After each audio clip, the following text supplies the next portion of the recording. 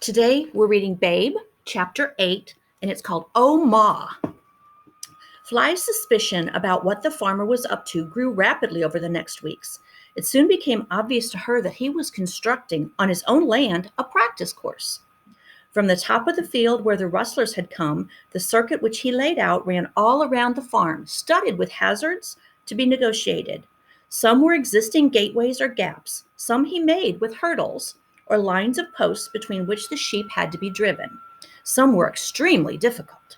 One, for example, a plank bridge over a stream, was so narrow that it could only be crossed in single file, and the most honeyed words were needed from Babe to persuade the animals to cross.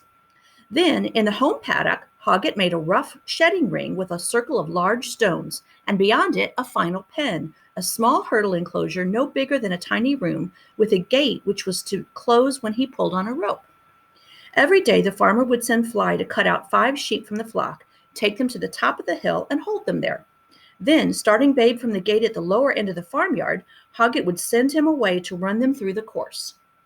"Away to me, pig," he would say, or "Come by, pig," and off Babe would scamper as fast as his trotters could carry him, as the farmer pulled out his big old pocket watch and noted the time. There was only one problem. His trotters wouldn't carry him at all that fast. Here at home, Fly realized his lack of speed didn't matter much. Whichever 5 sheep were selected were only too anxious to oblige Babe and would hurry eagerly to do whatever he wanted. But with strange sheep, it would be different, thought Fly. If the boss really intended him to run in a trial, which it looks as if he does. She watched Babe's tubby pink white shape as he crested the hill. That evening at supper time, she watched again as he tucked into his food. Up to now, it had never worried her how much he ate. He's a growing boy, she had thought fondly. But now she thought, he's a greedy boy, too. "Babe," she said, with a grunt of content. As with a grunt of content, he licked the last morsels off the end of his snout. His little tin trough was shiny clean, as though Mrs. Hoggett had washed it in her sink, and his tummy was tight as a drum. "Yes, Mum? You like being a sheep pig, don't you?" "Oh, yes, Mum. And you'd like to be really good at it, wouldn't you? The greatest, better than any other sheep pig?" "Do you think there's any others?" "Well, no. Better than any sheepdog, then." "Oh, yes, I'd love to be, but I don't really think that's possible. You see, although the sheep do seem to behave well for me and do what I ask, do what I tell them, I'm nowhere near as fast as a dog and never will be." "No, but you could be jolly sight faster than you are." "How?" "Well, there are 2 things you'd have to do, dear. First, you'd have to go into proper training. 1 little run a day is not enough. You'd have to practice hard. Jogging, cross-country running, sprinting, distance work. I'd help you, of course." It sounded like fun to Babe. "Great," he said. "But you said 2 things. What's the second?" "Eat less," Fly said. "You'd have to go on a diet." Here's a picture.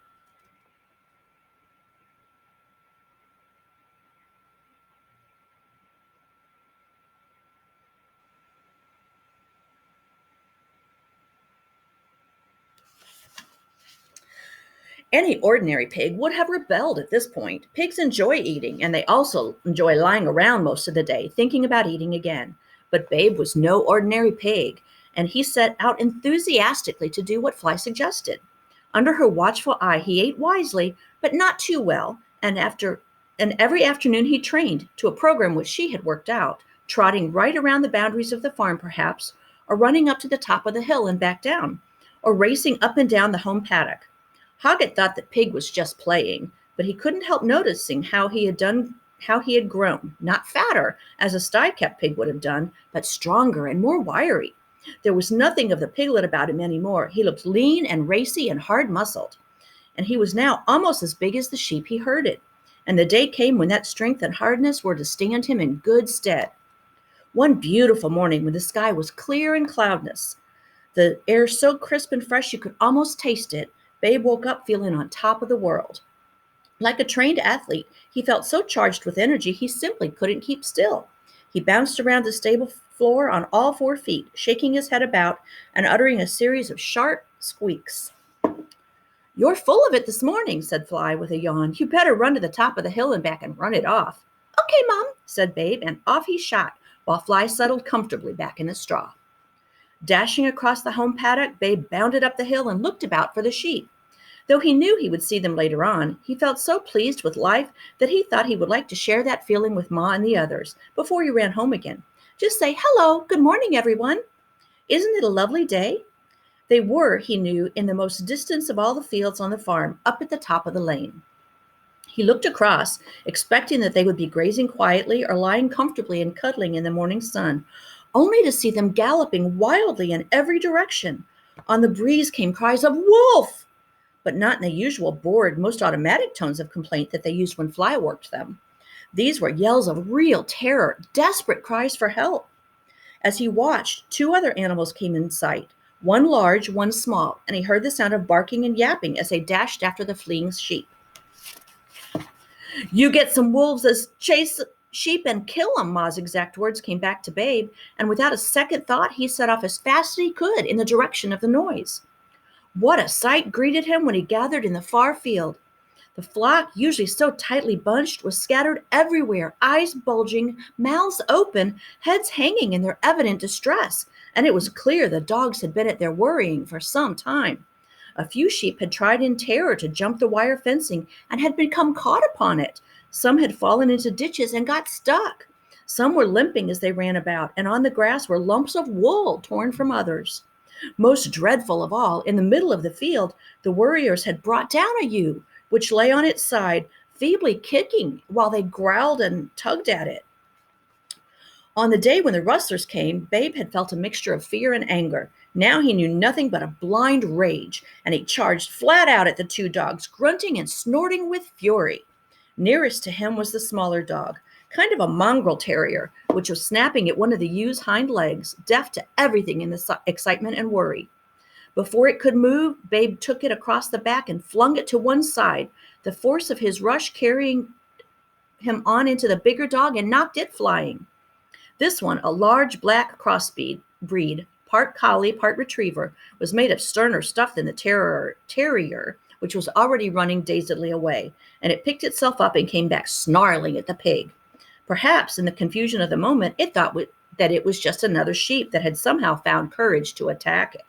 But if so, it soon knew better, for as it came on, Babe charged at it with his terrible pig's bite, the bite that grips and tears, and now it was not the sheep's blood that was spilled.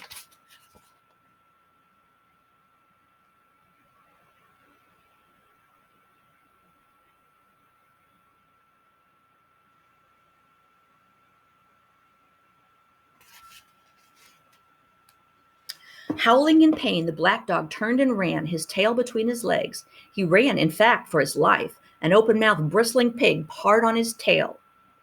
The field was clear, and Babe suddenly came back to his senses. He turned and hurried to the fallen ewe, round whom, now that the dogs had gone, the horrified flock was beginning to gather in a rough circle. She lay still now, as Babe stood panting by her side, a draggled side where the warriors had pulled at it, and suddenly he realized it was Ma. "Ma," he cried. "Ma, are you all right?" She didn't seem too badly hurt. He couldn't see any gaping wounds, though blood was coming from one ear where the dogs had bit it. The old ewe opened an eye. Her voice, when she spoke, was as hoarse as ever, but now not much more than a whisper. "Hello, young'un," she said. Babe dropped his head and gently licked the ear to try to stop the bleeding, and some blood stuck to his snout. "Can you get up?" he asked. For some time, Ma didn't answer, and he looked anxiously at her, but the eye that he could see was still open. "I don't reckon," she said. "It's all right, Ma," Babe said. "The wolves have gone far away." "Far, far, far," chorused the flock. "And Fly and the boss will soon be here to look after you." Ma made no answer or movement. Only her ribs jumped to the thump of her tired old heart. "You'll be all right. Honestly, you will," said Babe. "Oh, said Ma, and then the eye closed, and the ribs jumped no more. "Oh, Ma," said Babe. "Ma, Ma, Ma," mourned the flock, and the Land Rover came up the lane. Farmer Hoggett had heard nothing of the worrying. The field was too far away, and the wind in the wrong direction, but he had been anxious, and so by now was Fly, because Pig was nowhere to be found. The moment they entered the field, both man and dog could see something was terribly wrong. Why else was the flock so obviously distressed, panting and gasping and disheveled? Why had they formed that ragged circle, and what was in the middle of it?